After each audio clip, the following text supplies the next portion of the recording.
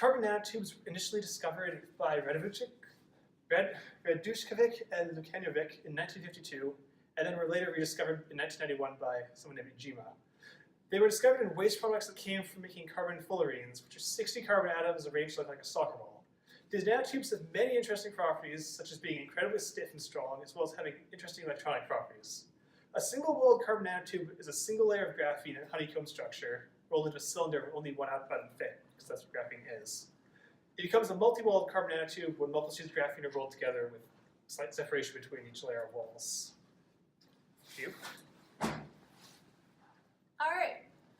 So the nanotube structure is given by the chiral vector, which is right here, CH equals Na1 plus Ma2, where A1 and A2 are the hexagonal lattice vectors.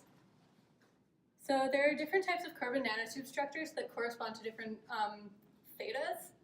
Theta equals 0 gives the axis of the zigzag nanotube, while an angle of theta equals 30 gives the axis of the armchair nanotube. And the general nanotube axis is given by the angle 0 less than theta less than or equal to 30. So the nanotube diameter is given by this equation here, dt equals ch over pi. And the angle of the axes is given by theta equals inverse tan of root 3m over m plus 2n. And these equations are in terms of m and n. So the unit cell for the single-walled carbon nanotube comes from the equation T equals T1A1 plus T2A2, which is, again, the same hexagonal lattice vectors A1 and A2. And T1 and T2 are given by the equations T1 equals 2m plus n over dr, and T2 equals minus 2n plus m over dr. The number of hexagons in the unit cell depends on the integers m and n, and is given by this equation here, n equals 2m squared plus n squared plus nm over dr. And the reciprocal lattice vectors can be written as these k's right here. And then these satisfy the relations ch dotted with k1 equals 2 pi, ch dotted with k2 equals 0, t dotted with k1 equals 0, and t dotted with k2 equals 2 pi. So the electronic structure is interesting because about a third of nanotubes are metallic and 2/3 are semiconducting, and it depends on the choice of n and m. And metallic conducting is achieved when m minus n equals 3q is an integer, and also when m equals n. Now, all m equals n structures are metallic, but the m minus n equals 3q nanotubes are actually semiconductors with a very narrow band gap at low temperature, so they're essentially conductors at room temperature. And all armchair carbon nanotubes are metallic and satisfy this equation. And as the nanotube diameter increases, the semiconducting band gap disappears.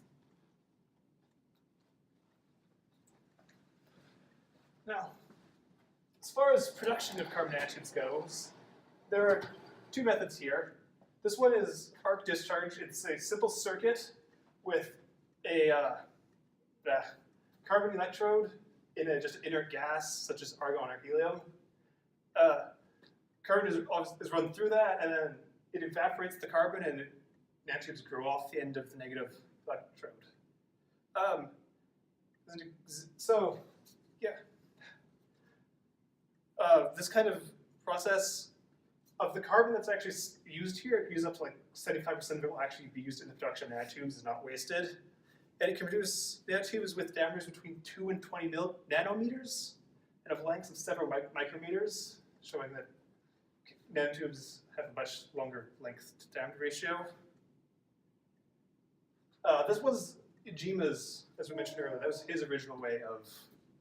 This one was found by someone named Smalley. It's called laser ablation in a furnace of 1200 degrees Celsius. A laser is shot at a target, which is carbon and a catalyst, such as cobalt and nickel. This will once again evaporate carbon and produce nanotubes.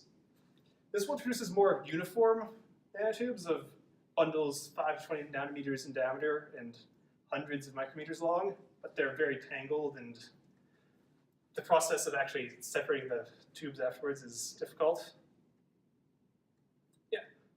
In both these cases, the challenges involve the fact that you have to evaporate carbon at temperatures over 3,000 degrees Celsius.